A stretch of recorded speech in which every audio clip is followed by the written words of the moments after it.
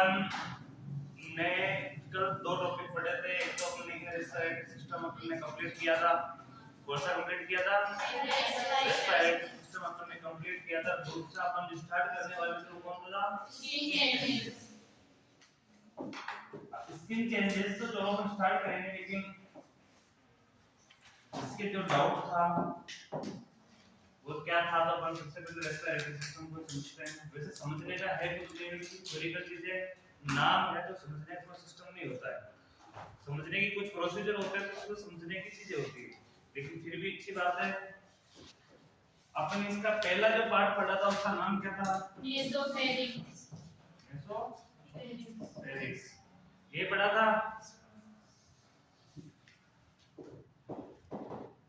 Second जो part पढ़ा था अपन ने वो क्या पढ़ा था? इसके अंदर मैकेनिकल चेंज। कौन सा पढ़ा था? Mechanical change.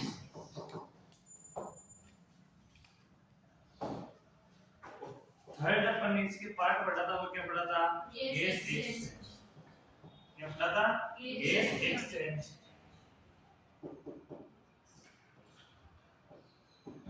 ये तीन ही पार्ट पढ़े अपन ने। ये किसके अंदर पढ़े थे अपन ने? रेस्पिरेटरी सिस्टम के अंदर। किसके अंदर पढ़े? रेस्पिरेटरी सिस्टम के अंदर पढ़े। और रेस्पिरेटरी सिस्टम के अंदर और क्या क्या चीजें पढ़ी है अपन ने? कुछ नहीं पढ़ा। इनके अंदर पढ़ा है अपन ने। किसके अंदर पढ़ा है? इसके अंदर। अब नोसोफेरिंक्स का जो पार्ट है ये कौन सा पार्ट है? तो मैंने कल चित्र बताया था आपको कि अपने नाजल कैविटी है इसके और अपने लेरिक्स के मध्य की जो पार्ट है वो कौन सा पार्ट है? नेसोफेरिंक्स पार्ट है, जो अपन ने कल देखा था।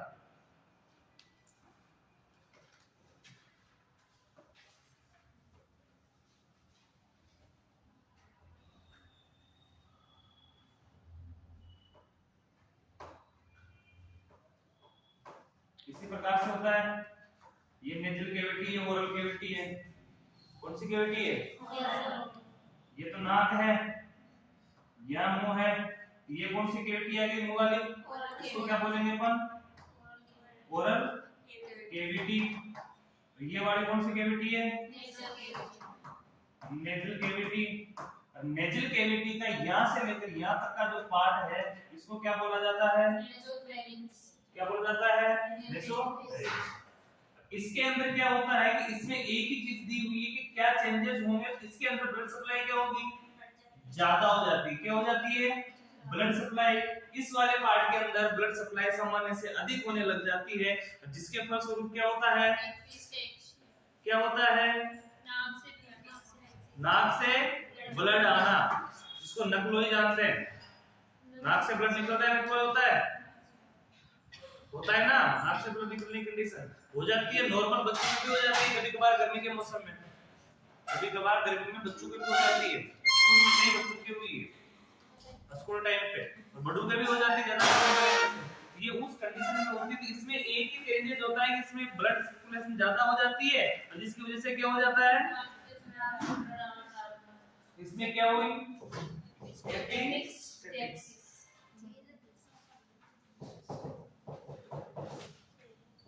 यानी नाक से ब्लड आना एक ही चेंज हुआ है। इसके अलावा क्या हुआ है? नेजल पॉलीकोसिस, यानी नाक के ऊपर क्या होने लग जाते हैं? फॉलिकल्स होने लग जाते हैं। नाक के ऊपर क्या होने लग जाते हैं? फॉलिकल्स, यानी बूंद बूंदे के रूप में फुंसियां होने लग जाती है। नाक के ऊपर क्या होने लग जाते हैं? फॉलिकल्स होने लग जाते हैं। दो ही चेंज हुई है इसमें। एक तो नाक से ब्लड आने की संभावना अधिक बढ़ जाती है, दूसरे नाक के आसपास क्या हो जाते हैं? फॉलिकल्स, यानी बारीक फुंसियां होने लग जाती है। ठीक है। सेकंड बड़ा मैकेनिकल चेंज। अब मैकेनिकल चेंज क्या है? मैकेनिकल चेंज यानी कि अपना रेस्पिरेटरी सिस्टम, अपन नाक नहीं पढ़ रहे हैं, अपन क्या पढ़ रहे हैं? रेस्पिरेटरी सिस्टम पढ़ रहे हैं। तो सिस्टम नाक से लेकर लंग्स तक आएगा। कहां से कहां तक आएगा? नाक से लेकर। तो स्टार्ट कहां से हुआ है? नाक से हुआ है। तो नाक में कुछ अवरुद्ध होगा। तो अवरुद्ध का सबसे बड़ा कारण तो ये कि वहां पे एक पार्ट ऑफ ब्लड सर्कुलेशन अधिक हो जाती है, जिसकी वजह से नाक से ब्लड आना प्रारंभ हो जाता है, संभावना होती है। ऐसा नहीं कि आए से ही प्रत्येक में आता है, ऐसा भी नहीं होता, लेकिन उसकी फलस्वरूप संभावना होती है। दूसरी कंडीशन कि उसके आसपास फॉलिकल्स हो जाते हैं, ठीक है। ये तीसरा कि मैकेनिज्म क्या है, मैकेनिज्म ये कि चेस्ट सामान्य की अपेक्षा चेस्ट का फुलाव क्या होने लग जाता है, बढ़ने लग जाता है। कितना बढ़ने लग जाता है, 5 से 7 सेंटीमीटर। कितना बढ़ने लग जाता है, 5 से 7 सेंटीमीटर। और नॉर्मल कंडीशन में चेस्ट क्यों नहीं बढ़ता है, क्योंकि नॉर्मल कंडीशन में एब्डोमिनल कैविटी क्या होती है, खाली होती है। तो अपना डायफ्राम क्या होता है, नीचे की तरफ चला जाता है। किस तरफ चला जाता है, जब अपने लंग्स हवा भरते हैं तो वो नीचे चला जाता है, जब हवा छोड़ते हैं तो वापस वो ऊपर आ जाता है। उससे मोमेंट किसका अधिक हो जाता है, चेस्ट का कम होता है, और एब्डोमिनल कैविटी यानी पेट का मोमेंट ज्यादा होता है। नॉर्मल अवस्था में श्वसन क्रिया करते हैं तो पेट का मोमेंट ज्यादा होता है। लेकिन अब प्रेग्नेंट वुमन है, इसकी बात कर रहे हैं अपन, प्रेग्नेंट वुमन की। अब प्रेग्नेंट वुमन की जो ओरल कैविटी है, एब्डोमिनल कैविटी है, उसके अंदर कौन सी कैविटी आ गई है, यूटेराइन कैविटी। अरे एब्डोमिनल कैविटी के अंदर कौन सी कैविटी ने प्रवेश कर लिया है, यूटेराइन कैविटी। और यूटेराइन कैविटी में कौन है, बच्चा है, बच्चा है, प्लेसेंटा, एम्नियोटिक फ्लूइड है, बहुत सारी चीजें हैं। इसकी वजह से उसका आकार बढ़ा तो पेट बढ़ा है, पेट बढ़ेगा तो नीचे स्पेस नहीं है, तो डायफ्राम नीचे नहीं जाएगा तो ऊपर ही रहेगा, ऊपर नहीं जाएगा तो चेस्ट का क्या हो जाएगा, फूलना। वो मोमेंट किस पे होने लग जाएगा, चेस्ट पे होने लग जाएगा। चेस्ट में मोमेंट होगा तो कितना सेंटीमीटर बढ़ जाएगा, नॉर्मल से 5 से 7 सेंटीमीटर चेस्ट का बढ़ जाएगा। और देखा आपने कि डायफ्राम स्तर, इसमें डायफ्राम का स्तर देखा, डायफ्राम कितना बढ़ जाता है, 4 सेंटीमीटर ऊपर उठ जाता है। कहां उठ जाता है, ऊपर उठ जाता है, उठता है, क्योंकि नीचे एब्डोमिनल कैविटी आएगी तो ऑटोमेटिक डायफ्राम ऊपर रहने लग जाएगा, क्योंकि बच्चे को तो ज्यादा प्रेशर नहीं दे सकता हो। तो अपनी बॉडी का सिस्टम है कि बॉडी अपने बॉडी के किसी भी ऑर्गन को कोई नुकसान नहीं पहुंचाना चाहती है, वो अपने आप को एडजस्ट कर लेती है। किसी भी प्रकार का ऑर्गन इधर उधर होने लगे तो अपने आप को एडजस्ट करना बॉडी को आता है, अंदर सिस्टम है इस प्रकार के अपने आप को एडजस्ट कर लेते हैं। और कुछ एडजस्ट के बाहर हो जाता है तब जाके कुछ समस्याएं उत्पन्न होती है। फिर जाके क्या समस्या, अरे उधर से एक दो आगे आ जाओ, बेंच खाली पड़ी है, ये उधर गेट की तरफ निकलोगे।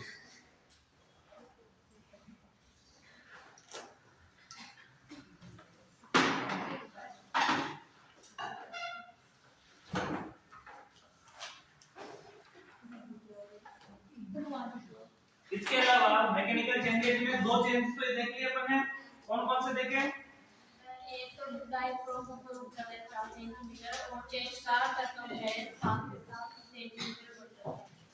ठीक है, इसके अलावा कौन कौन से चेंज आते हैं, इसके अलावा चेंज आया, टाइडल वॉल्यूम का बढ़ जाना, किसकी वृद्धि होती है, टाइडल वॉल्यूम में क्या आती है, वृद्धि होती है। क्या होती है, वृद्धि होती है। कैसे हो रही है वृद्धि, यानी कि जब डायफ्राम ऊपर उठने लग गया है, डायफ्राम की स्थिति मेंटेन नहीं है, तो अपन पूर्ण रूप से बराबर श्वसन क्रिया नहीं कर पा रहे, तो उस समय अपने को किस चीज की ज्यादा जरूरत होगी, श्वसन क्रिया की ज्यादा जरूरत होगी, ऑक्सीजन की ज्यादा जरूरत होगी। तो अपन जो सांस ले रहे हैं वो नॉर्मल श्वसन क्रिया की अपेक्षा क्या लेने लगे हैं, गहरी सांस लेने लग गए। कैसी सांस लेने लगे, गहरी सांस। यानी कंडीशन पूर्ण प्रेगनेंसी में डिस्पेनिया की होती है, कठिनाईपूर्ण श्वसन क्रिया की होती है। क्यों, क्योंकि एब्डोमिनल कैविटी बुक है, एब्डोमिनल कैविटी मूवमेंट नहीं करेगी तो चेस्ट के पूरा श्वसन क्रिया चेस्ट पे होनी है, तो यानी दिक्कत तो हमें पूरी प्रेगनेंसी में रहती है। लेकिन फिर भी कंडीशन ये होती है कि अपने उस समय उस मोमेंट को बराबर रखने के लिए, अपन ब्लड सर्कुलेशन को पूर्ण ऑक्सीजन देने के लिए, ये सारा प्रक्रिया बैठाने के लिए अपन उस प्रक्रिया में क्या करने लग जाते हैं, श्वसन क्रिया घेरी करने लग जाते हैं। यानी कि अपन जैसे नॉर्मल श्वसन क्रिया करते तो अपनी आवाज आती है, श्वसन क्रिया की आवाज आती है कि नॉर्मल में बहुत बिल्कुल नागण्य आवाज आती है, नागण्य आवाज आती है, नाक से आवाज आने का अपने को पता नहीं चलता है, लेकिन उसमें थोड़ा गहरा होने लग जाता है। जैसे कोई थकान का या भारी काम करके अपन बैठते तो उसमें गहरी सांसें होती है, उसी प्रकार की कंडीशन हमेशा रहती है। यानी कि प्रेगनेंसी के दौरान अगर फीमेल ज्यादा लंबे चलती है तो उसको सांस चढ़ने की संभावना अधिक हो सकती है। क्यों हो सकती है? क्योंकि उसके पहले से प्रॉब्लम है और उससे, इसलिए इसको बोलते हैं कि हल्के चलो, धीरे चलना है।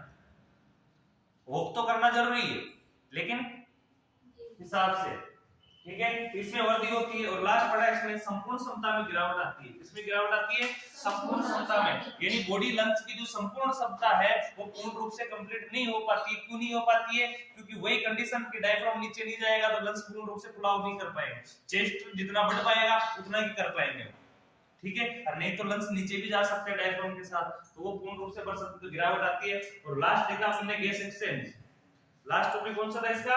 Gas exchange. और गैस एक्सचेंज के अंदर ये पढ़ा कि उपभोग, O2 का उपभोग कितना बढ़ जाता है?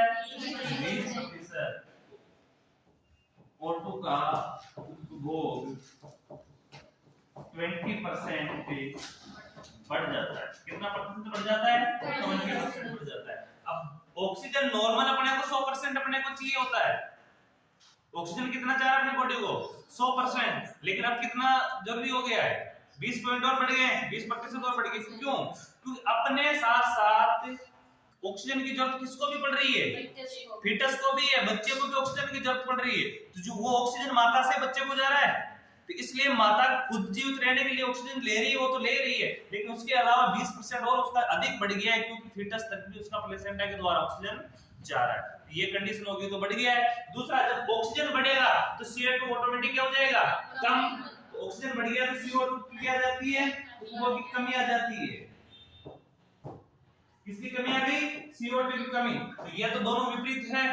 ऑक्सीजन बढ़ेगा तो CO2 की कमी आएगी, ऑक्सीजन की कमी हो जाएगी तो CO2 की हो जाएगी अधिकता हो जाएगी। और CO2 अलग प्रकार की गैस है, इसमें व्यक्ति जीवित नहीं रह सकता है, इसलिए इसको बाहर निकालना पड़ता है।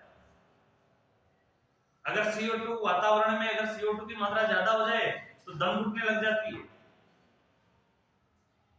व्यक्ति श्वसन क्रिया करते हुए भी ऑक्सीजन पर्याप्त मात्रा में नहीं मिल पाता तो मर जाता है।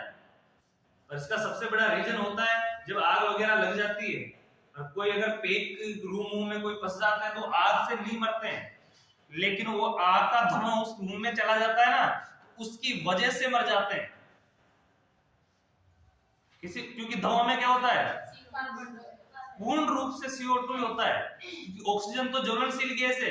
किसी गैस है ज्वलनशील, वो आग के साथ जल जाती है और उसके धुएं में कार्बन डाइऑक्साइड होता है। अब जहां जैसे मान के चलो कि ये गेट है, गेट के बाहर आग लग गई है, वो पूरा रूम पैक है। अब आग का धुआं बाहर से हवा आएगी तो इसका धुआं अंदर आएगा, धुआं अंदर आएगा तो पूरा पैक हो गया।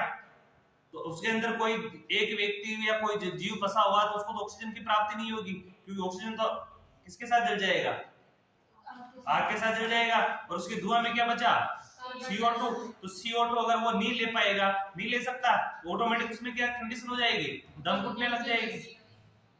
तो दम घुटने से व्यक्ति की मौत हो जाती है। यही कारण है कि पेट में या पेट बक्से वगैरह में या पेट चीज पे पर रहते हैं तो अपनी ऑटोमेटिक दम घुटने लग जाती है। आपने ये कंडीशन देखी होगी, गर्मी के मौसम में कूलर वगैरह चलाते हैं अपन। अब कूलर का लोग क्या करते हैं कि कूलर को गेट पे रखते हैं, इसकी खिड़कियां वगैरह कम होती है तो वो क्या करते हैं? कूलर को गेट पे रख देते हैं। अब आजकल के जो मकान इस प्रकार के बने हुए हैं कि न तो उनमें रोशनदान है न विशेष कोई खिड़कियां हैं। खिड़कियां उन्हीं मकानों में रहती है जो खुले में बने हो। अब आजकल जो मकान बाजार में बने वो प्लॉटिंग में बने हैं। कौन से बने? प्लॉटिंग में। न तो पीछे खिड़की दे सकते हैं न साइडों में खिड़कियां दे सकते हैं, क्योंकि इधर भी मकान बन रहे हैं, इधर पीछे भी मकान बन रहे हैं। उनकी खिड़की का है कि वो अंदर खिड़की दे सकते हैं, अंदर उनके इतना स्पेस ही नहीं है, तो खिड़की कहां से देंगे? गेट देने इतना स्पेस होता है, क्योंकि इधर रूम इधर रूम इधर रूम, बीच में हल्का सा 10 फीट का चौक रहता है। अगर उसमें गेट ही आएंगे तो खिड़कियां तो होती नहीं है। वो सिर्फ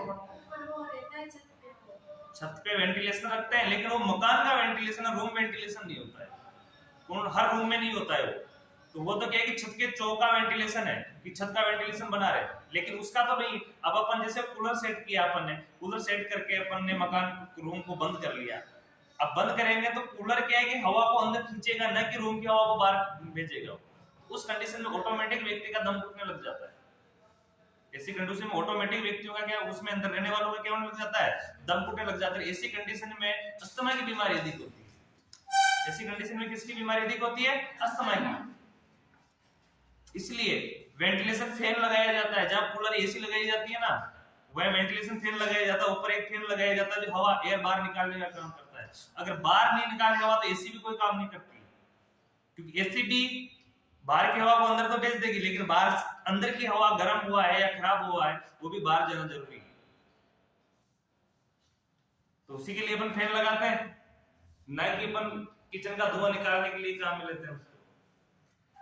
वो इसलिए वेंटिलेशन होना जरूरी है। तो वेंटिलेशन फैन, जहां रूम पैक है कोई नहीं है वहां वेंटिलेशन होना जरूरी है। ठीक है, आगे देखना इसमें और सारी चीजें वही है। प्रति मिनट श्वसन दर कितनी बढ़ जाती है? 40%। एक्सचेंज में प्रति मिनट कितनी बढ़ जाती है? 40% बढ़ जाती है। इसके अलावा दूसरी कंडीशन, आयतन का सूत्र बढ़ाया था इसमें, टीवी इंटू आर। टीवी का मतलब क्या होगा? टाइटेनल। और आर का क्या होगा? Respiratory rate. ठीक है, अब अपनी डिस्पेनिया ऑफ प्रेगनेंसी में हमेशा रहेगा, ये कंडीशन है। अपना मेन टॉपिक स्टार्ट था, वो क्या पढ़ रहे थे अपन? Skin changes. स्किन चेंजेस में मस्कुलर चेंजेस, मस्कुलर चेंजेस का लास्ट पॉइंट लगाना वो बाकी चल रहा था। लगभग 60% फीमेल में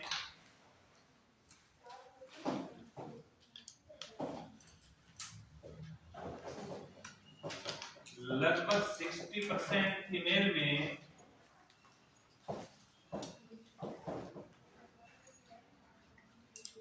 लगभग 60% फीमेल में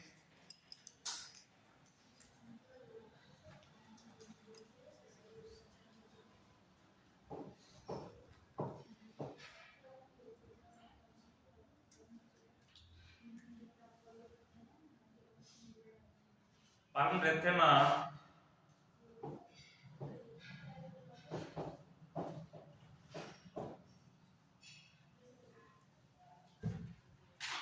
प्रकट होता है।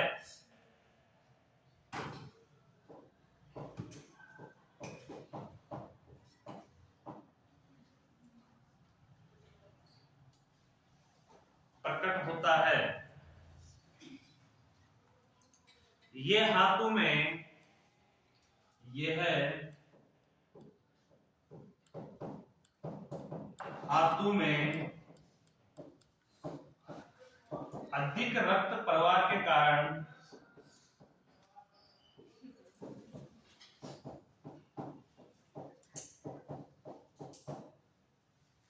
होता है। किसके कारण होगा? हाथों में अधिक ब्लड। सर ये आर ई क्या है इसमें? R Y. पहले तो इरिथेमा नहीं, इरिथेमा ये सही है, वो मीनिंग इंग्लिश जिसमें किताब में रखी है उसके साथ लिखा गया है।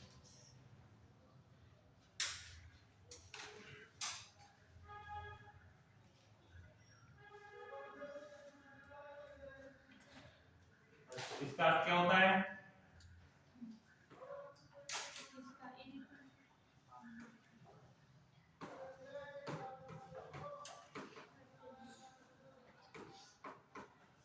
हथेली का लाल होना। प्रेगनेंसी के दौरान अपने जो हथेलियां वो कैसे हो जाती है, मैंने पहले बताया था कि 60% फीमेल की हथेलियां लाल दिखने लग जाती। क्यों? क्योंकि हाथों में ब्लड प्रेशर क्या हो जाता है? अधिक बढ़ जाता है, रक्त प्रवाह अधिक हो जाता है, उसके कारण ऐसी संभावनाएं दिखती है, ऐसी स्थितियां होती है।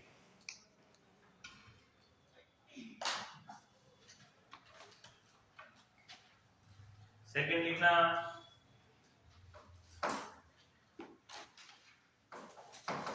लानिया निगोरा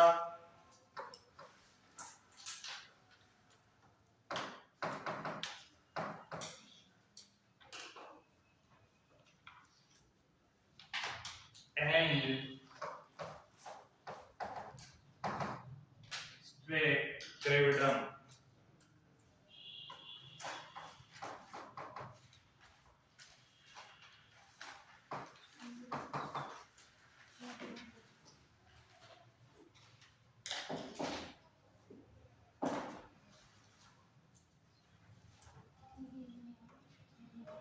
ये भी अपन ने पहले पढ़ रखा है, पढ़ रखा है।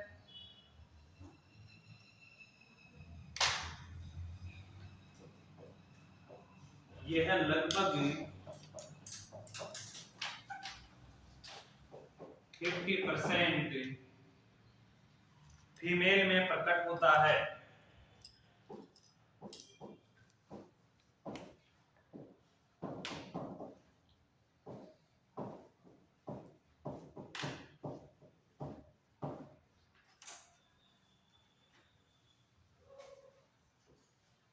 ये लगभग 50% फीमेल में प्रकट होता है।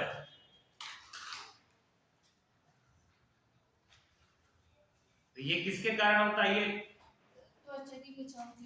तो ये सारी चीजें किसके कारण होती है? पहले पढ़ रखे अपन ने, पढ़ रखे ना। एब्डोमिनल की साइज बढ़ेगी, जब एब्डोमिनल की साइज बढ़ेगी तो एब्डोमिनल की स्किन भी खींचेगी, तो उस खिंचाव के कारण ये चीजें उत्पन्न होती है। उस खिंचाव के कारण ये क्या उत्पन्न होते हैं? ये निशान उत्पन्न होते हैं। क्या होते हैं इसमें? निशान उत्पन्न होते हैं, काले काले काले दाग उत्पन्न होते हैं, रेसे दिखाई देते हैं, फटी हुई स्किन दिखाई देती है। और ये कितने प्रतिशत में होती है? 50%। ये है लोअर एब्डोमिनल,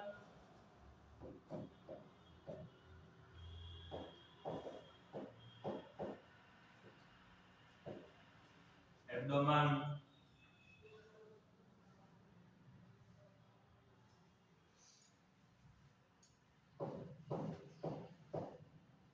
अपर थिंग्स,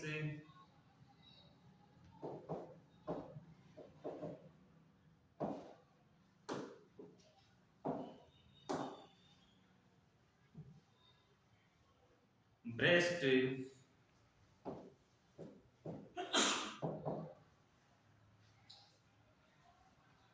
पर होते हैं।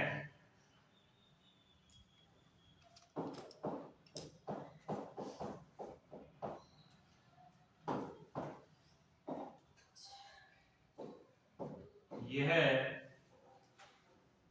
स्ट्रेचिंग का परिणाम होता है।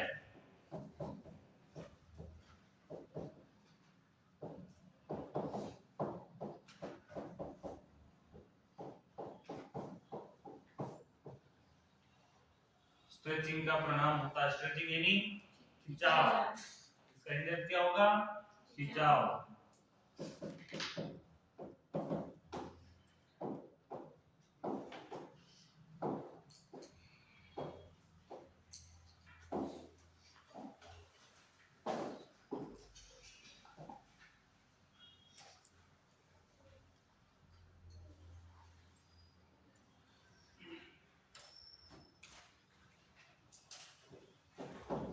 ग्रेविड्रम,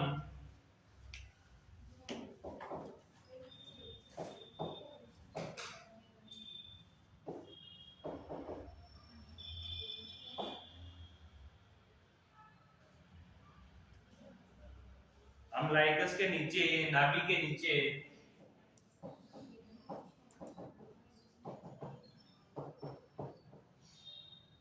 अम्लाइकस या नाभि के नीचे पाई जाती है।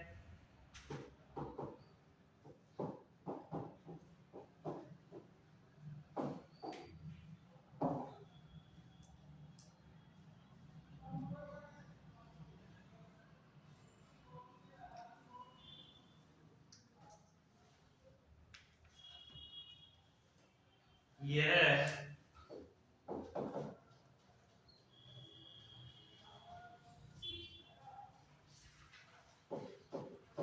जनरली विजिटिंग एडिमा, यानी पूरे शरीर में सूजन आना आती है उस समय।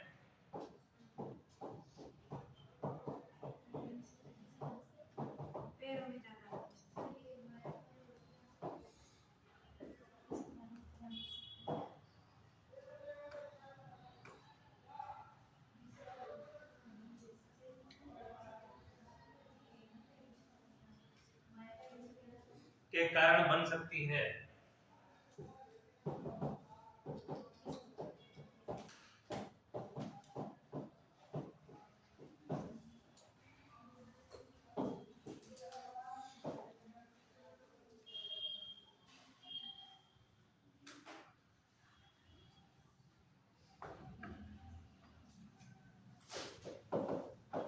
Kalinagura, Kalinagura, उदर के मध्य भाग में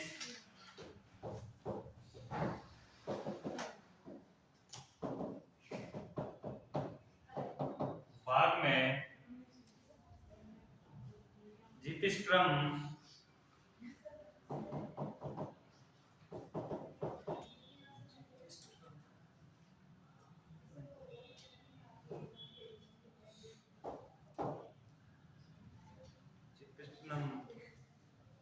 एवं संपाइसिस प्यूबिस, जिपिस्ट्रम एवं संपाइसिस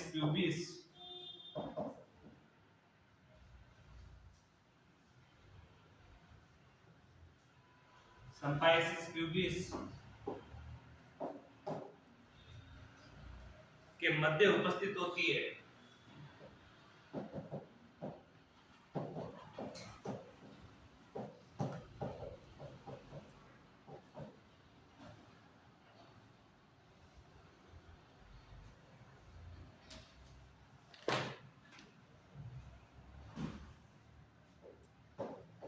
ये रंग में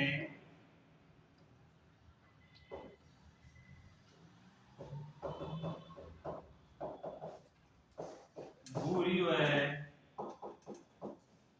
काली होती है। कैसी होती है?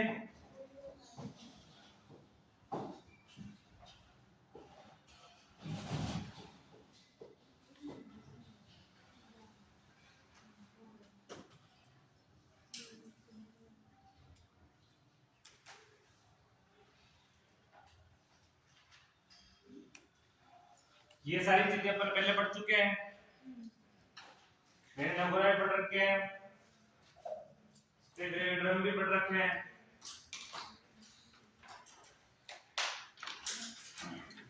हर रेडिंग बनाना तो इम्पोर्टेंट है और लगभग बहुत सी जगह में होती है समस्या। मलाज्मा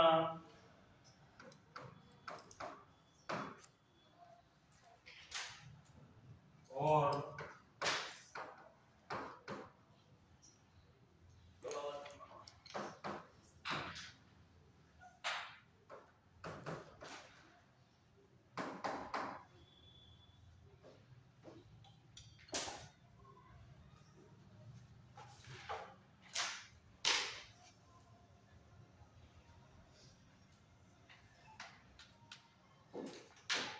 ये है मास्क ऑफ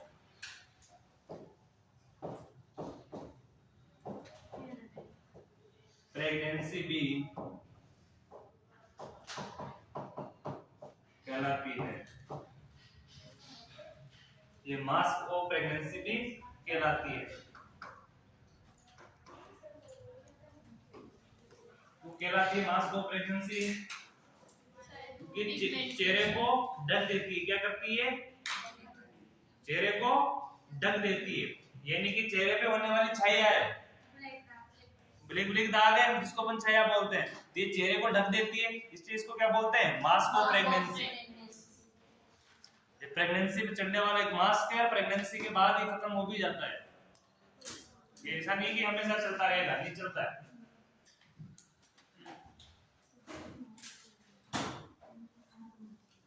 इसमें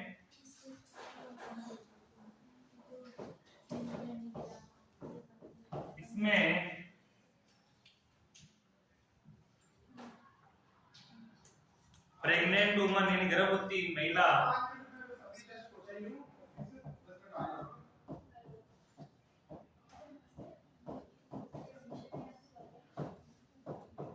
के फेस पर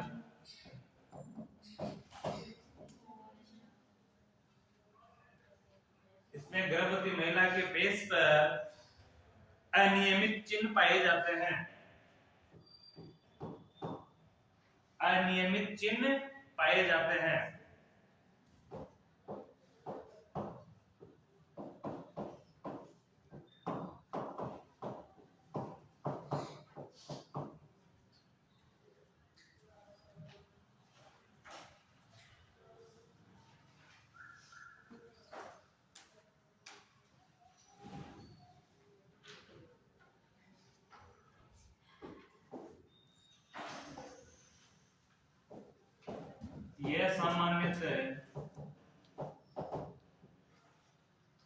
सामान्यतः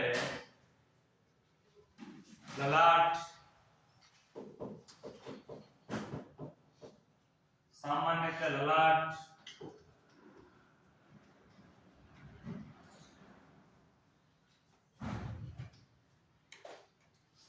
ललाट को क्या बोलेंगे?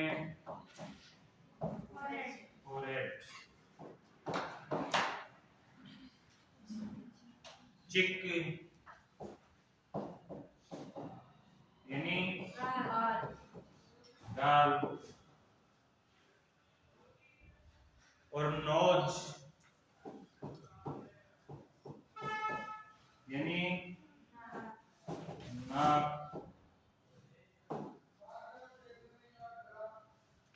और अपर लिप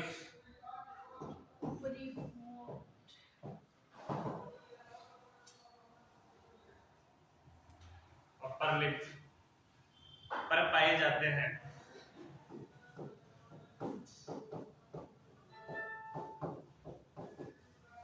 ये दाग कौन कौन से स्थान पे ज्यादा पाए जाते हैं? फोरहेड में, चिक पे, नोज में और अपर लिप में। यानी ऊपर वाले एरिया में, यहाँ से ऊपर वाले होंठ के ऊपर वाले एरिया में अधिक होते हैं।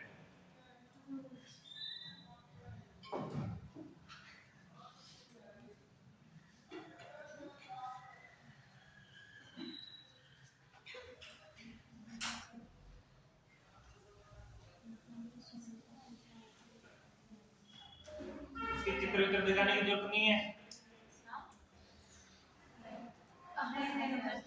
नॉर्मल जानते हो छाया क्या होती है?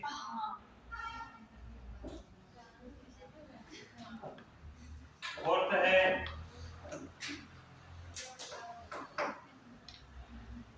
पिगमेंटेशन।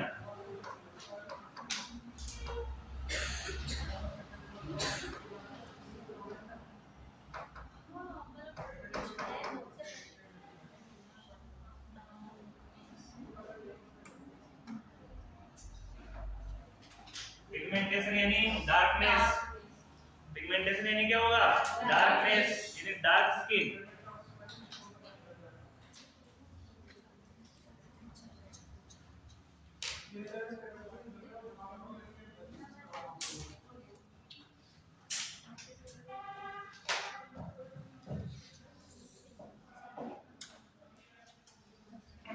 इसमें लिखना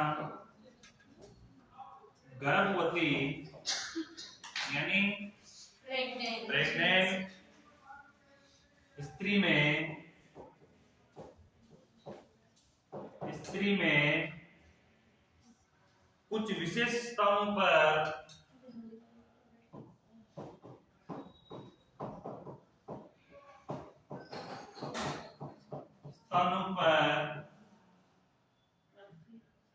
हाइपर पिगमेंटेशन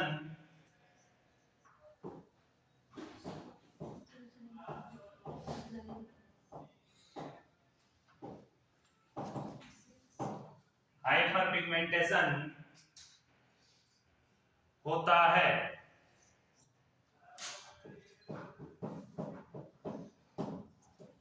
हाइपर पिगमेंटेशन यानी अधिक दाग।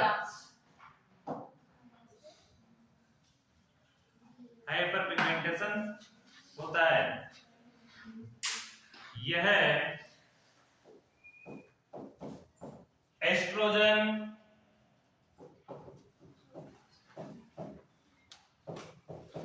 एवं प्रोजेस्टेरॉन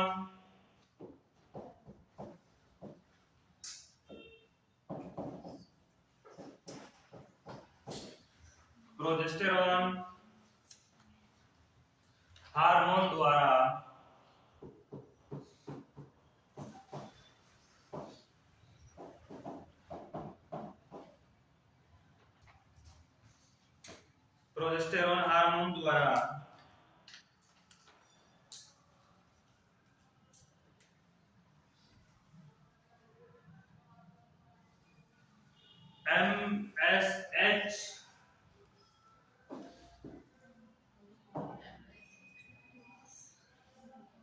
MSH निर्माण को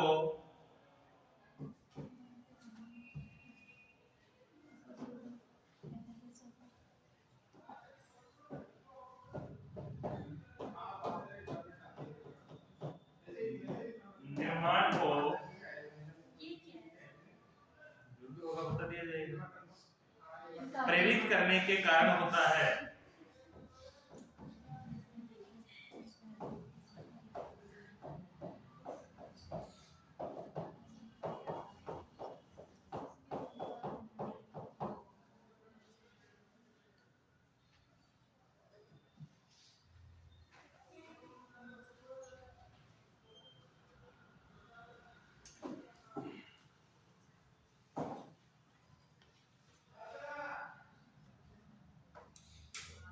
MSH की फुल फॉर्म होती है melanocyte, melanocyte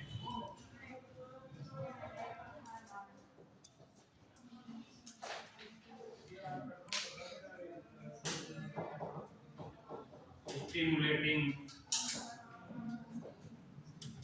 hormone.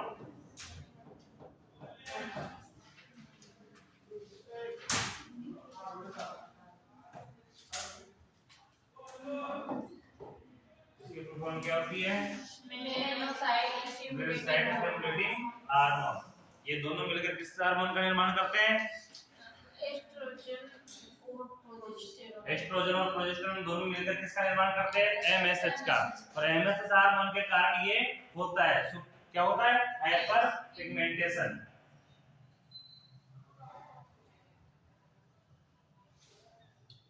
Second arrow पे लिखना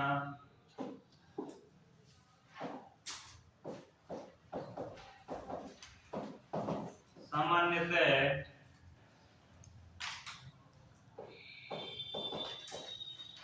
इन स्थानों पर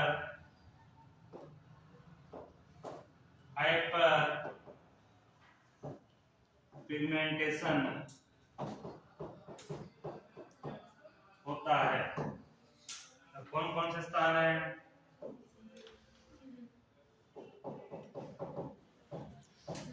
nipples,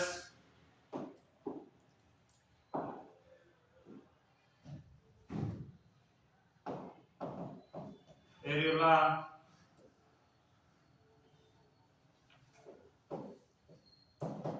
umbilicus,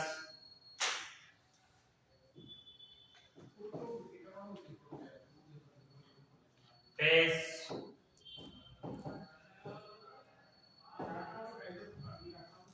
axilla,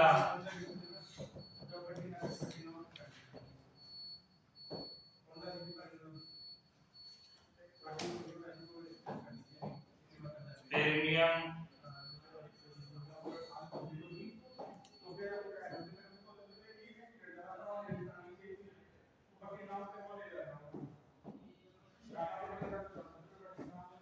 abdomen,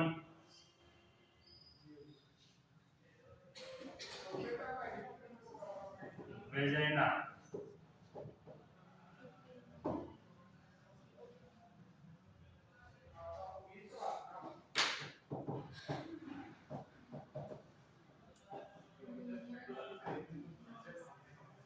abdomen में कौन सा होता है?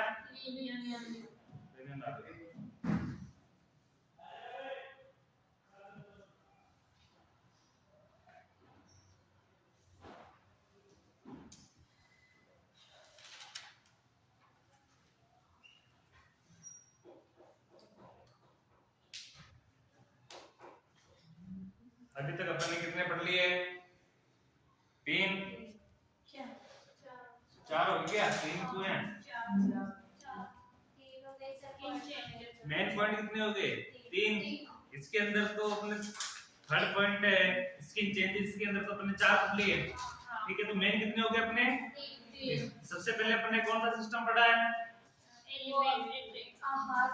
आहार नाल वाला सिस्टम पढ़ा है। आहार नाल वाला सबने अपने देखा है, स्टोमक से पूर्ण ग्लोवेल तक, हाथों तक देखा है। आहार नाल संबंधित सेकंड में अपन ने कौन सा सिस्टम पढ़ा है? Respiratory system. सबसे पहला डाइजेस्टिव सिस्टम था। डाइजेस्टिव सिस्टम कौन सा सिस्टम था? Digestive system. उसमें डाइजेस्ट करने वाले जितने भी ऑर्गन है अपने, उनके बारे में पढ़ा है। इसके बाद सेकंड में रेस्पिरेटरी सिस्टम के बारे में पढ़ा। थर्ड कौन सा था? स्किन चेंजेस, स्किन के बारे में पढ़ा है। अब स्किन में तो क्या चेंज होंगे? स्किन में तो नॉर्मल क्या चेंज होते हैं? कलर ही चेंज होना है उनका। और तो कुछ नहीं होना, फट सकती है, कलर चेंज हो सकते हैं, और तो कुछ नहीं होना। ये ओनली प्रेगनेंसी के समय हो रहा है। किसके समय हो रहा है? प्रेगनेंसी के समय। ये धीरे धीरे प्रेगनेंसी के बाद खत्म हो जाते हैं। कब खत्म हो जाते हैं? जैसे प्रेगनेंसी खत्म होती है, ये भी धीरे धीरे ठीक होने लग जाते हैं। चौथा लिखना, इन ब्रेस्ट चेंज।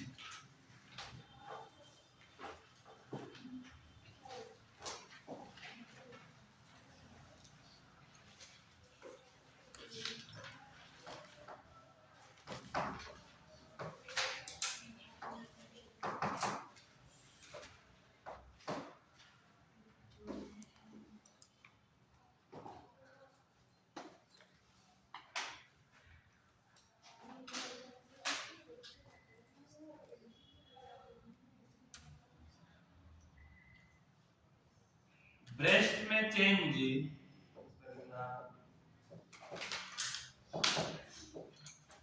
ब्रेस्ट में चेंज प्रथम समय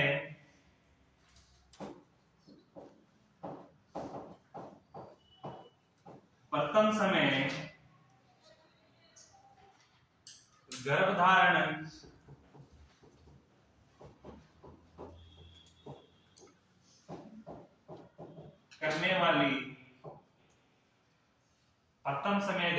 करने वाली फीमेल में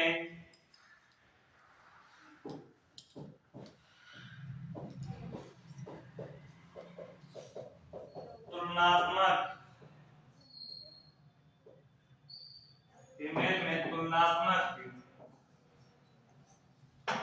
अधिक स्पष्ट होते हैं।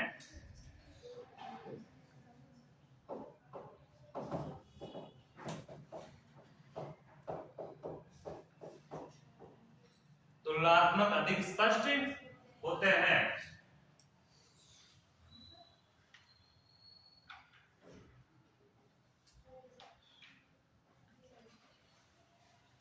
यानी कि जो फीमेल फर्स्ट बार प्रेग्नेंट हुई है, गर्भधारण किया है, उसके अंदर चेंजेस आएंगे तो वो चेंजेस अपने को दिखाई देंगे। उसके साइन और उसके सिम्टम भी उभर के ज्यादा आएंगे। क्यों उभर के आएंगे? क्योंकि उसकी पहले बॉडी का स्ट्रक्चर ही चेंज था। कैसा चेंज था? बॉडी का स्ट्रक्चर पूर्ण रूप से चेंज था। लेकिन अगर बॉडी नया चेंजेस करेगी, बॉडी नया कुछ धारण करेगी, तो अपने को स्पष्टली दिखाई देंगे। लेकिन जो फीमेल पहले से बच्चे को जन्म दे चुकी है और पहले बच्चे को ब्रेस्ट फीडिंग करवा चुकी है, पहले अच्छे से वो प्रेग्नेंट 1 या 2 बार हो चुकी है, उसने 1 या 2 बार बच्चे को जन्म दे चुका है, 1 बार दे चुकी है, तो उस कंडीशन के अंदर क्या होगा कि चेंजेस आएंगे, लेकिन नॉर्मल आएंगे। ब्रेस्ट साइज जो बननी है वो बढ़ चुकी, उसके बाद उसमें क्या आएंगे? टेंडरनेस, खिंचाव भी आएगा, स्ट्रेचिंग ही होगी ना। उसके बाद उसमें, क्योंकि जब ब्रेस्ट के अंदर का फ्लूइड का सिक्रेशन होने लग जाएगा तो ऑटोमेटिक उसका फुलाव बढ़ जाएगा और उसमें खिंचाव होने लग जाएगा। इसके अलावा कोई चेंज नहीं है, क्योंकि साइज तो पहले बढ़ चुकी है। दूसरा कि एरोला है पहले से कंप्लीट है, निपल्स है सामान्य की अपेक्षा पहले से बड़ा भी है और डार्क भी है, क्योंकि निपल्स का भी कोई चेंज नहीं होने वाला। और निपल्स जब प्रेग्नेंट फर्स्ट बार प्रेग्नेंट हुई है, किशोर अवस्था पार करके कोई फीमेल आती है, उसके निपल्स की साइज छोटी होती है। क्यों? क्योंकि उस समय तो परिपक्वाकाल है, लेकिन जैसे जैसे बच्चा उस ब्रेस्ट फीडिंग करेगा तो वैसे वैसे निपल्स की साइज भी क्लियर हो जाएगी और निपल्स भी साइज में भी परिवर्तन हो जाएगा। तो हो जाएगा एरोला। सेकंड एरोला भी एक बार बनने के बाद वो ठीक नहीं होता है पूरा। फर्स्ट एरोला बना, घेरा बनता है ऐसे, निपल्स के चारों ओर जो घेरा बनेगा ये क्या है? प्राइमरी एरोला। और सेकेंडरी इसके चारों ओर एक और घेरा बनता है, वो सेकेंडरी एरोला। ये अधिक पिगमेंटेड होता है, ये कम पिगमेंट होता है डार्क का दोनों। निपल्स में इस प्रकार के घेरे पाए जाएंगे। ये तो निपल्स है, इसके अंदर इस प्रकार से ग्रंथियां नजर आएगी, इसके अंदर कोई ग्रंथि नहीं आएगी, ओनली घेरा होगा। तो ये तो होगी निपल्स, ये हो गया एरोला। एरोला को कौन सा बोला गया? इसको प्राइमरी एरोला है, प्राथमिक। और ये कौन सा हो गया? सेकंड। तो ये जैसे जैसे प्रेगनेंसी कम से तो हमने पढ़े चेंजेस पढ़े पहले, तो इसमें सेकंड एरोला प्रकट होने लग जाता है, तो एरोला की साइज ही बढ़ती है। और कुछ नहीं होता, लेकिन कुछ हिस्सा उसका ज्यादा डार्क होता है, कुछ कम डार्क होता है। तो ये चीजें भी पहले बन चुकी है, लेकिन उस समय क्या होगी कि बनने के बाद ये जो घेरा है सेकंड वाला, ये कम पिगमेंटेड हो जाता है, होता जरूर है, लेकिन ये कब पिगमेंटेड हो जाता है, जैसे फीमेल वापस प्रेग्नेंट होती है और वापस सिस्टम ऊपर के आते हैं, साइन ऊपर के आते हैं, तो ये वापस से क्या होने लग जाता है, डार्क होने लग जाता है। जैसे जैसे जो इससे डार्क होना है वो वापस से डार्कनेस इसमें उत्पन्न हो जाता है, लेकिन रहता पहले से ही है। लेकिन जो किशोर फीमेल है जो पहली बार प्रेग्नेंट हुई उसमें तो ये नहीं है, तो तुलनात्मक रूप से उसमें ये चेंजेस स्पष्ट दिखाई देते हैं। मॉर्निंग सिकनेस, जो गांव की दाइयां होती है ना, वो मॉर्निंग सिकनेस वाले फीमेल को चलती हुई बॉडी की स्ट्रक्चर देख को बता देती है कि प्रेग्नेंट हो सकती है। एक नर्सिंग फील्ड से भी ज्यादा एक्सपीरियंस होता है उनका इस चीज में। क्यों? क्योंकि अपन हॉस्पिटल तक की है, नर्सिंग स्टाफ कहां तक है, हॉस्पिटल तक है, लेकिन एक दाई होती है जो ग्रामीण दाई है, वो व्यक्तियों से डायरेक्ट कांटेक्ट में होती है, और उन्होंने वो ऑब्जर्व है, जो अपन तो हॉस्पिटल में आने के बाद किसी को ऑब्जर्व कर रहे हैं, वो ऑब्जर्व स्टार्टिंग से कर रही होती है, तो उनका ऑब्जर्वेशन अपने से ज्यादा है, होता नहीं आता है, अपने से ज्यादा ऑब्जर्वेशन है उनका। दूसरी, दाई की वो कंडीशन होती है कि दाई की बॉडी के चेंजेस वो जानकार होती है, तो ऐसा नहीं कि दाई भी फीमेल ही होती है, वो भी प्रेग्नेंट हुई होगी, उसने भी बच्चे को जन्म दिया होगा, तो अपनी बॉडी के जो साइन सिस्टम है उसको भी वो ऑब्जर्व करती है कि अपनी बॉडी में कौन कौन से चेंज आए हैं, अपनी बॉडी में क्या क्या स्थिति हुई है, अपनी बॉडी में क्या क्या दिक्कतें आई थी, अपनी बॉडी में क्या सिम्टम थे, क्या साइन थे, कौन कौन से चिन्ह थे, कौन कौन से लक्षण थे, क्या चेंजेस देखने को मिला था, उसको एब्जॉर्व करके वो याद रखती है। इसी चीज से दूसरे को कंपैरिजन करती है, कोई फीमेल को कंपैरिजन करके वो आइडिया लगाती है कैसा होता है। क्यों? क्योंकि वो उसको एब्जॉर्व कर रही होती है, एक अलग प्रकार की उनकी स्थितियां होती है। दाइयों का मैंने इतना एक्सपीरियंस देखा है कि जो डॉक्टर की जो डेट होती है वो फेल हो जाती है, लेकिन दाई का दिया हुआ समय फेल नहीं होता है। वो एब्डोमेन पे हाथ रख के उसकी स्थिति बता देती है कि बच्चे की स्ट्रक्चर कैसी है, हेड ऊपर है या नीचे है। पेट के ऊपर हाथ घुमा के, अभी डॉक्टर सोनोग्राफी करवा के देखते हैं, पेट पे आते भी नहीं घुमाते, इनको भी इतना एक्सपीरियंस नहीं होता है, लेकिन वो कहां सोनोग्राफी करवाती है, कहीं नहीं करवाती है, वो पेट के ऊपर हाथ घुमा के बता देती है कि बच्चा किस कंडीशन में।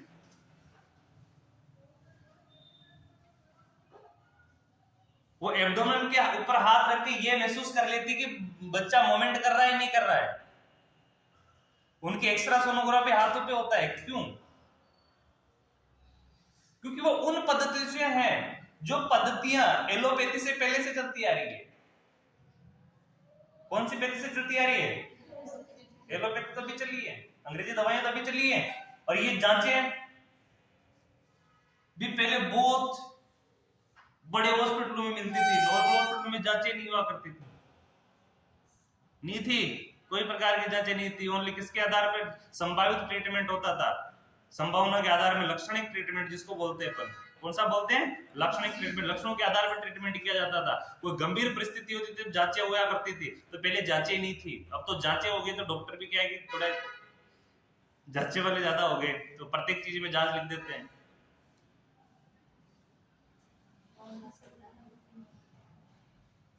ऐसी ऐसी कंडीशन है। एक बार मेरी खुद की तबीयत खराब थी, नॉर्मल तबीयत खराब थी, इतनी की एक फूड पॉइजनिंग की कंडीशन थी, और वो फूड पॉइजनिंग इस प्रकार का था कि उसमें पता नहीं क्या सिस्टम था कि मुझे ठंड लग के फीवर आती थी। अपने डॉक्टर को बताया कि ठंड लग के फीवर आती है, ऐसी ऐसी कंडीशन होती है, ठंड लगती है, गर्मी भी होती है, ठंड लगने के बाद पसीना छूट जाता है बॉडी में। तो डॉक्टर ने क्या है, इतनी दवाइयां नहीं लिखी और पर्ची में जांचें लिख दी। मैंने पर्ची देखी, मैंने सोचा दवाइयां लिख रहा होगा, नॉर्मल बीमारी एक दिन पहले हुई है। अब मैंने सोचा कि दवाइयां लिख रहा होगा, मैंने जैसे पर्ची उठाई, मैंने देखा तो उसमें देखा तो जांचें लिख रखी उसने, ब्लड कल्चर टेस्ट कर दिया, यूरिन टेस्ट कर दिया, पता नहीं कौन कौन से टेस्ट कर दिए। मैंने कुछ नहीं किया, मेडिकल से किया, एक तो क्या नाम है, पेनिसिलिन नहीं थी वो, एमोक्सिसिलिन और एक और थी सेफ्लोक्सिन, 2 एंटीबायोटिक ली और साथ में एब्डोमिनल के कैप्सूल लिए। 3 दिन लगातार बीमारी ठीक, यानी कि 30-40 रुपए में ठीक हो गया। ये देखो, डॉक्टर की जांच करवाता तो कम से कम 1500 की तो जांच चाहिए थी। तो आजकल डॉक्टर क्या है कि लक्षणों की तरफ देखते ही नहीं है। डॉक्टर आजकल के वास्तव में ये हो गया कि लक्षण ट्रीटमेंट करते ही नहीं है, डायरेक्ट जांच ही लगते हैं। हल्का सा उनको डाउट होता है तो जांच में टिक लगा देते हैं कि ये जांचें करवा के लो। लेकिन जो पुराने अभी क्लिनिक में जो पुराने क्लिनिक वाले थे वो कौन सा ट्रीटमेंट करते हैं? आजकल लोग हॉस्पिटल्स में आने से बजाय क्लिनिकों पे क्यों जाते हैं? क्लिनिकों पे पैसा कम लगता है, दूसरा ट्रीटमेंट अच्छा होता है। क्यों? क्योंकि वो लक्षणिक ट्रीटमेंट करते हैं, उनके पास जांचें उपलब्ध नहीं होती। उनके पास नॉर्मल जांच होती है जिसको बीपी वगैरह चेक करते हैं। बीपी चेक करके उनको पता है कि इसको जो बीमारी होनी है, जैसे पेट में गड़बड़ी है तो कुछ भी हो पेंटापेराजोल लगाना है। ये डॉक्टर जांचें करने के बाद भी पेंटा लगाना है, कोई दूसरा नहीं लगाने वाला। जांच करेंगे तभी ये क्या चढ़ाएंगे? पेंटा ही लगाएंगे और पेंटा के साथ एविलोर दे देंगे। बटक्स में डाइक्लोफेनिक लगा देते हैं, बटक्स में डाइक्लोफेनिक लगा दिया, दर्द समाप्त। और पेट की समस्या है तो पेंटापेराजोल और साथ में एविलोर लगा देंगे। लगा के छोड़ दिया, बोतल चढ़ी, ग्लूकोज वैसे लेवल हुआ, डिहाइड्रेशन खत्म हुआ, वैसे वो चीजें खत्म हो जाएंगी। और वो अब वही चीजें अपन जांचें करने के बाद भी वही देते हैं। पेंट कभी भी देखना डॉक्टर को पेंटापेराजोल के अलावा कुछ नहीं देने वाला।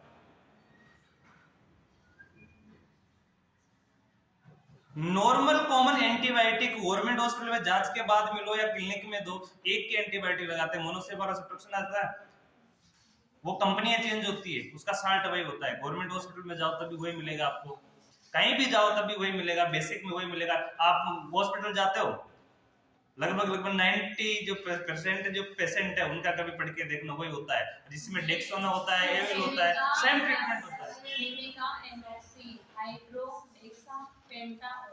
हाँ तो कहीं भी जाओ आप, वो जांच करने के बावजूद भी वही लगने हैं। और वो जांच नहीं करेगा, क्लिनिक में जाओगे ना तब भी वही लगाएगा, तो बीमारी सेम ठीक होनी है। फिर भी क्या है, आज अपना कल्चर ही चेंज हो गया है कि हर चीज डायग्नोसिस के आधार पे की जाती है, करते हैं डायग्नोसिस के आधार पे। और इसीलिए अपने को ऑब्जर्व करने की तकनीक नहीं है, अपन ऑब्जर्व करते नहीं है। डॉक्टर किसी पेशेंट को देखता ही नहीं है आजकल। उस टाइम पे डॉक्टर की नब्ज चेक की जाती थी, पेशेंट की स्टेथोस्कोप से उसको चेंज किया देखा जाता था कि कहां इसके चेंजेस है, हर चीज देखते थे। आज डॉक्टर वो चीज देखते ही नहीं है। आज डॉक्टर बिठाते जरूर है उसको पास में, पेशेंट को बिठाने के उसको हाथ तक नहीं लगाते, उसका हाथ तक नहीं छूते कि डॉक्टर कैसा सिस्टम है, बुखार भी आ रहा है नहीं आ रहा, कोई नहीं देखता। उसकी स्थिति देखिए, एक बार देखेंगे उसकी तरफ ऑब्जर्व करने की तो बहुत बार, एक बार उसकी शक्ल देखने के लिए बुलाते कि आया था, उसके बाद वो जांचें लिख देते, ऐसी ऐसी जांचें जो उसके है ही नहीं वो भी लिख देते हैं, जो बीमारी नहीं है वो लिख देते हैं। मैंने खुद कई बार मैं ऑब्जर्व करता हूं इस चीज को।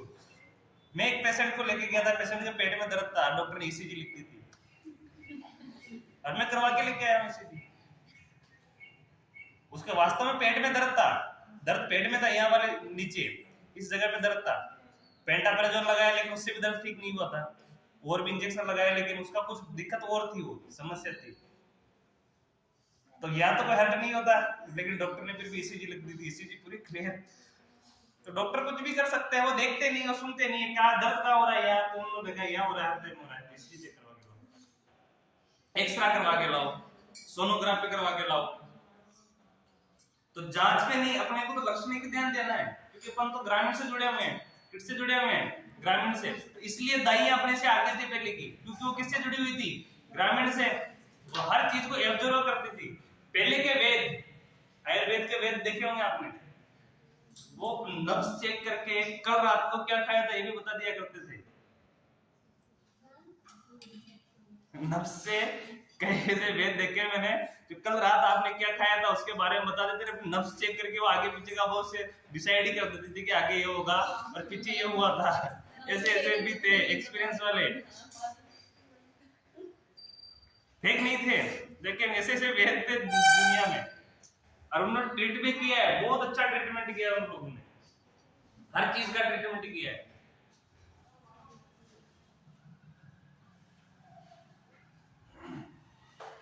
इसमें लिखना बस साइज,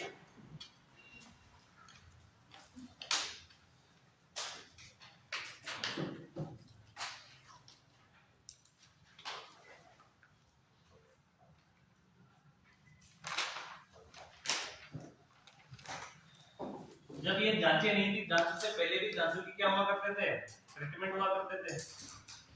और वो जो ट्रीटमेंट हुआ करते थे वो लक्षणिक ट्रीटमेंट की तरह से लक्षणों के आधार पर ट्रीटमेंट किया जाता था। वो ये मानते हैं कि वो दवाई उस समय साइड इफेक्ट कम थे उनके, लेकिन वो प्रभावी भी कम थी।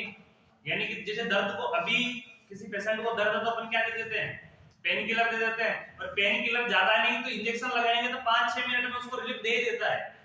खींच के टेबलेट भी देंगे 10 से 15 मिनट में उसको रिलीफ मिल जाएगी। पुराने टाइम की दवाइयां थी वो रिलीफ नहीं देती थी, बीमारी को ठीक करती थी, लेकिन वो दर्द को अपने को सहन करना पड़ता था। उसमें पेन किलर था ही नहीं। उसमें जैसे घाव हो गया अपने तो घाव के भरने की दवाई तो लगा दी उसने, लेकिन बॉडी को पेन किलर नहीं मिला था कि पेन किलर बॉडी का दर्द कैसे ठीक होगा। वो उस समय वो ट्रीटमेंट नहीं था। घाव भरने का तो दे दिया, घाव भरता भी था, ठीक भी हुए, कोई समस्या भी नहीं हुई। लेकिन पेन, किसी के बोन फ्रैक्चर हो गई तो बोन का इस प्रकार से ट्रीटमेंट करते थे, बाहर से बिना अक्सरा के, बिना ऑपरेशन के बोन को बाहर से जोड़ दिया करते थे। कोई ऑपरेशन नहीं था, कोई कुछ नहीं था, बाहर से ही बोन को जोड़ा करते थे। महसूस, हाथों से महसूस करके ही हड्डियों को एक साथ जोड़ दिया करते थे। वो एक था ट्रीटमेंट, लेकिन उसमें बोन को तो जोड़ दिया करते थे अच्छे से, लेकिन उसका पेन कैसे ठीक हो, दर्द कैसे ठीक हो, दर्द निवारक दवाई उस समय नहीं थी। इसलिए एलोपैथी को ज्यादा महत्व है। एलोपैथी दिखावा करता है। दिखावा का मतलब घाव बाद में ठीक होगा, सबसे पहले क्या ठीक होगा, दर्द ठीक होगा। घाव तो फिर धीरे धीरे बढ़ता रहेगा, पट्टियां चलती रहेगी, लेकिन सबसे पहले दर्द खत्म। और पहले की में घाव बढ़ता था, वैसे दर्द खत्म होता था, दर्द खत्म नहीं होता था। इसलिए वो कम प्रभावी है। आज के लोग इसलिए उन पे ज्यादा ध्यान नहीं देते। क्यों नहीं देते हैं? क्योंकि वो प्रभावी कम है। जैसे आयुर्वेद की बात करें, आयुर्वेद का कोई साइड इफेक्ट नहीं है। आयुर्वेदिक हॉस्पिटल से कोई भी दवाई लेके आओ, उसका कोई साइड इफेक्ट नहीं, क्योंकि जड़ी बूटियों से, पेड़ पौधों से बनी हुई दवाइयां। दवाइयां ट्रीटमेंट में सबसे अच्छी दवाइयां, ट्रीटमेंट में सबसे अच्छा काम करती है। लेकिन काम वो इस प्रकार करेगी, जो एलोपैथी 2 दिन में काम करेगी वही काम वो 7 दिन में करेगी।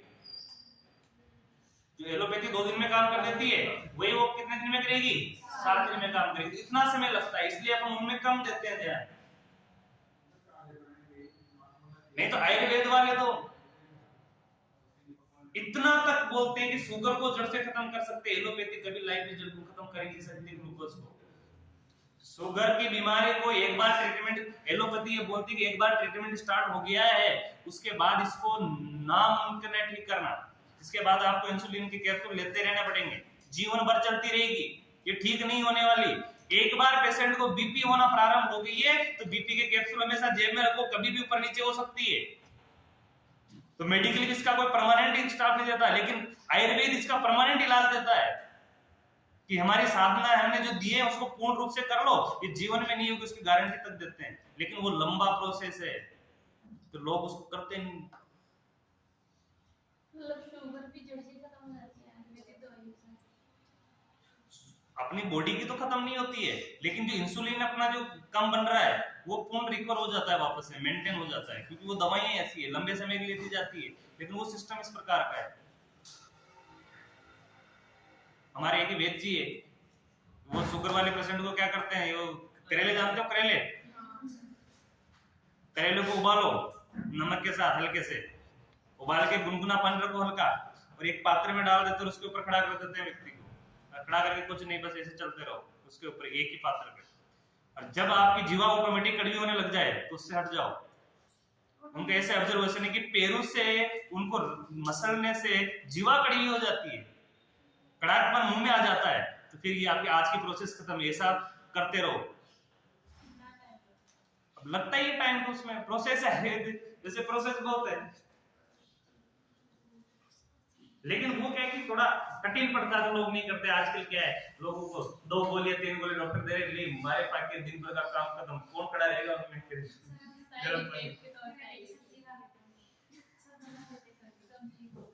सब्जी तो खा ही लेते हो, सब्जी के लिए तो मना ही नहीं कर रहा। आगे देखना इसमें साइज क्या देखते हैं तुम, साइज अपना आकार में वृद्धि होती है, आकार में वृद्धि होती है।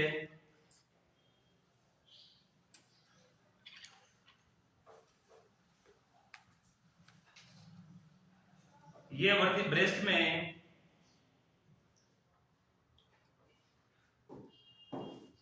पाए जाने वाले एल्वेलर डक्ट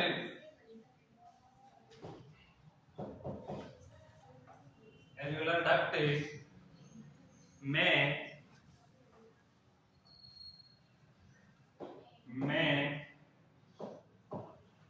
हाइपरट्रोफी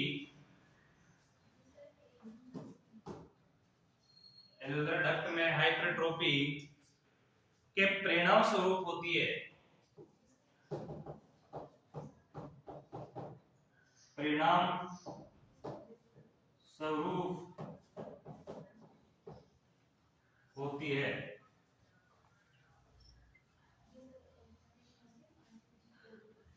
क्यों हो रही है ब्रेस्ट में? क्योंकि ब्रेस्ट के जो डक्ट है, कौन से डक्ट है? एल्वेलर डक्ट है। एल्वेलर डक्ट क्या, कौन से डक्ट है जिसके अंदर मिल्क प्रोडक्शन होकर क्या होता है? स्टोर होता है। और दूसरा, मिल्क जो ग्रंथियां हैं, ये वाली जो ग्रंथियां हैं अंदर की, मिल्क बनाने की जो मिल्क सेल है, जो ग्रंथियां हैं जो मिल्क का प्रोडक्शन कर रही है, उनकी साइज में भी क्या होगी? वृद्धि होगी। और साथ में डक्ट में भी वृद्धि होगी। जहां स्टोर आके रुकेगा वो तो डक्ट में भी वृद्धि होगी, क्योंकि वो क्या बना रही है? मिल्क बना रही है। मिल्क से पहले प्रेगनेंसी में क्या बना रही है? कौन सा मिल्क बनाती है? कोलेस्ट्रॉल। कोलेस्ट्रॉल बनाती है ना। तो कोलेस्ट्रॉल भी आके जहां स्टोर होगा, तो वो जैसे बनता बनता स्टोर हुआ, तो जैसे जैसे स्टोर डक्ट में होगा तो डक्ट की साइज बढ़ेगी, और डक्ट की साइज बढ़ेगी, अति वृद्धि होगी, तो उसके कारण क्या होगा? ब्रेस्ट की साइज बढ़ेगी। ठीक है। सेकंड लिखना इसमें निपल एंड एरोला।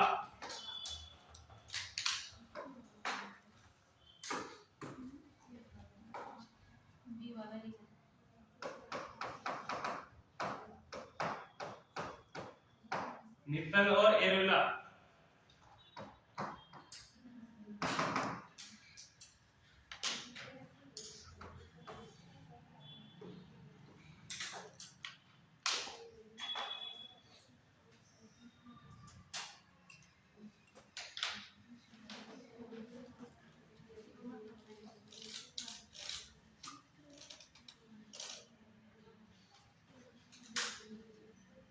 इसमें देखिए निपल का आकार, निपल के आकार, निपल के आकार में वृद्धि होती है।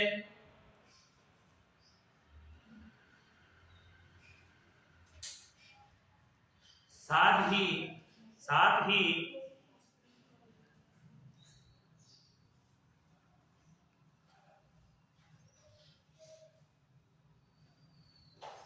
गहरे रंग के भी, साथ ही गहरे रंग का भी हो जाते हैं। कैसे हो जाते हैं? गहरे रंग के भी हो जाते हैं।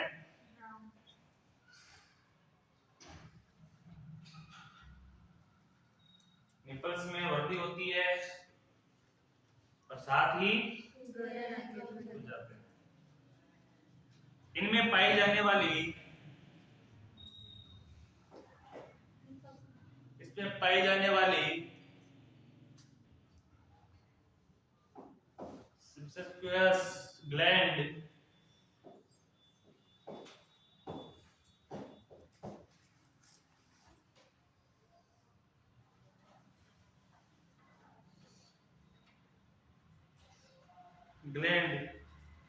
के आकार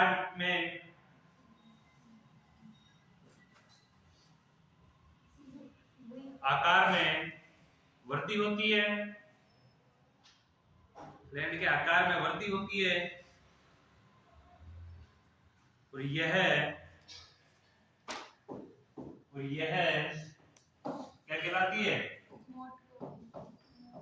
मॉन्टगोमरी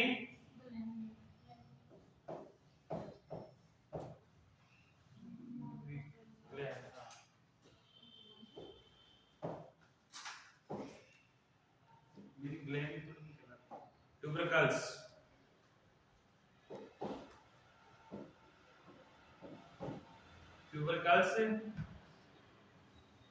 कहलाती है।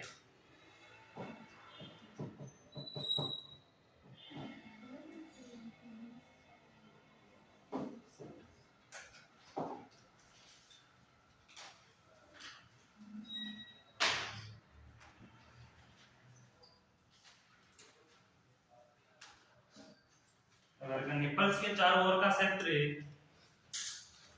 निपल्स के चारों ओर का क्षेत्र, निपल्स के चारों ओर का क्षेत्र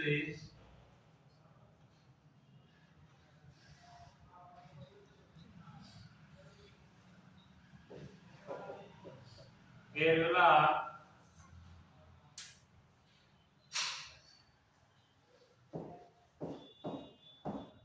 मेम्य कहलाता है, मेम्य कहलाता है।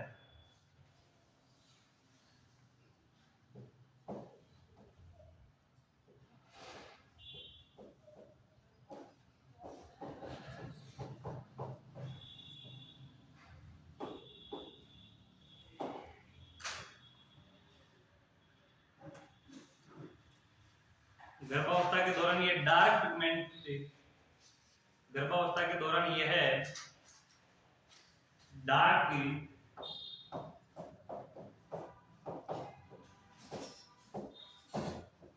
पिगमेंटेड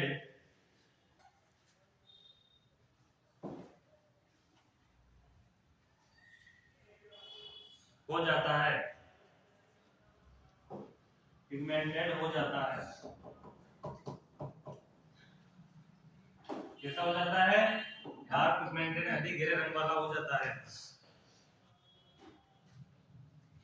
और इसके चारों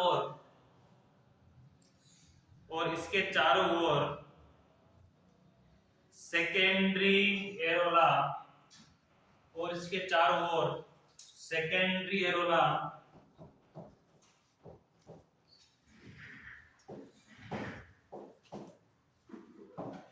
सेकेंडरी एरोला का निर्माण हो जाता है।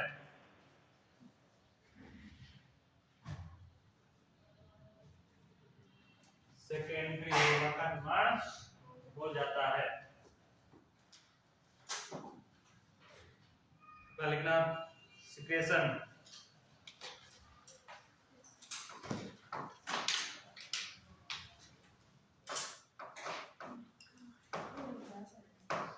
सिक्रेशन स्त्राव,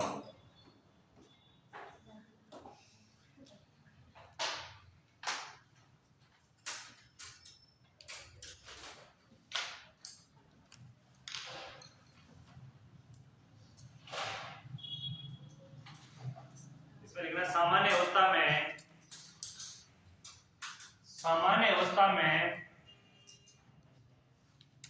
ब्रेस्ट से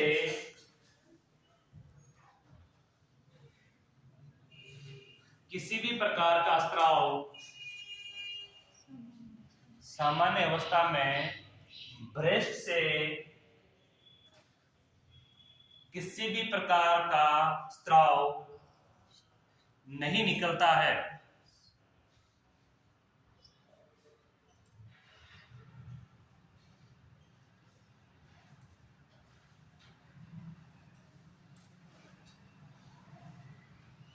लेकिन गर्भावस्था यानी प्रेगनेंसी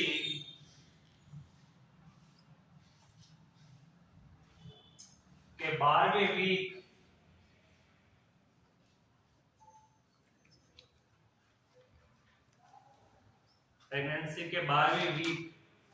पर इनमें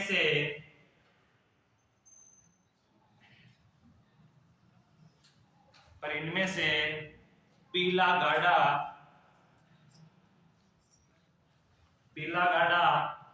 चिकना स्त्राव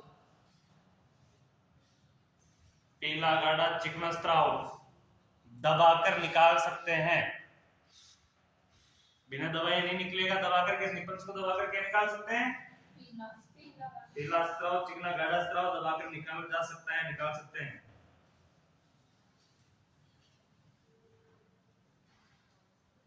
यह निप्पल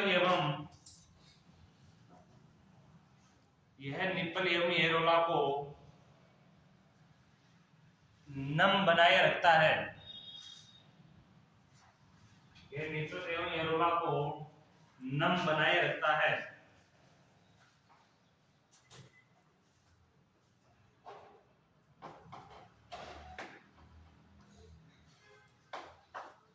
प्रेमी ऐसे में प्रेमिग्रेविडा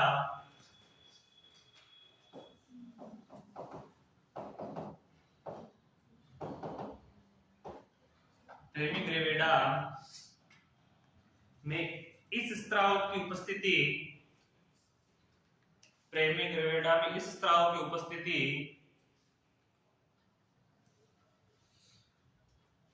प्रेगनेंसी का एक प्रमुख सिम्टम है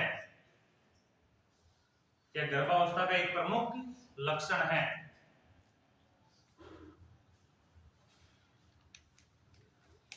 प्रेगनेंसी का एक प्रमुख सिम्टम है। अब देखना कि नॉर्मल जो फीमेल होती है उसके ब्रेस्ट से किसी भी प्रकार को अगर निपल्स को छूते भी है फीमेल तो उससे कोई उसमें नहीं निकलेगा, फ्लूइड नहीं निकलेगा। लेकिन प्रेगनेंसी का जो 12वां वीक है, 12वां वीक यानी तीसरा महीने के आसपास अगर उसको निपल्स को दबाती है तो दबाने से क्या निकलेगा, उसमें से कुछ पीला फ्लूइड निकलता है, एक्सक्रीशन होता है। तो ये क्या है, एक प्रेग्नेंट होने का लक्षण है, बिना जांच के भी ये एक लक्षणिक सिम्टम है कि प्रेग्नेंट है, नहीं तो कोई फ्लूइड सीक्रेट नहीं होगा। प्रेमिग्रेविडा। ठीक है, आज के लिए काफी है।